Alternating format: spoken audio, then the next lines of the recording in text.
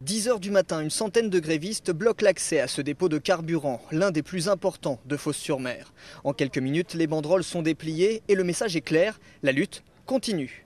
Tous ici refusent la réforme portuaire, une réforme qui selon eux mettrait à mal les services du port autonome de Marseille et surtout détruirait des emplois. On ne sait pas quelle raffinerie, si on pouvait dire c'est celle-là ou celle-là ou celle-là. Aujourd'hui, on ne sait pas quelle raffinerie décideront de fermer.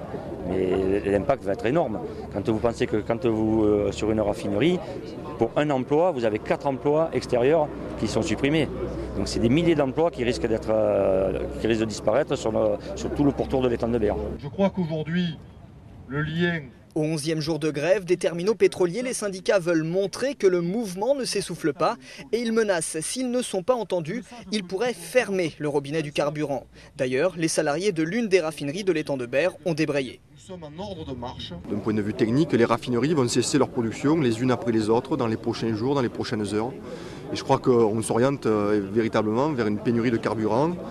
De par l'immobilisme du gouvernement, l'incapacité de notre direction à apporter des éléments de réponse.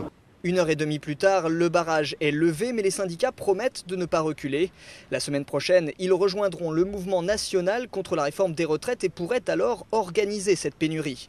En attendant, les conséquences de la grève se font sentir. Au large, une quarantaine de bateaux restent bloqués. Ils ne peuvent toujours pas accéder aux terminaux pétroliers.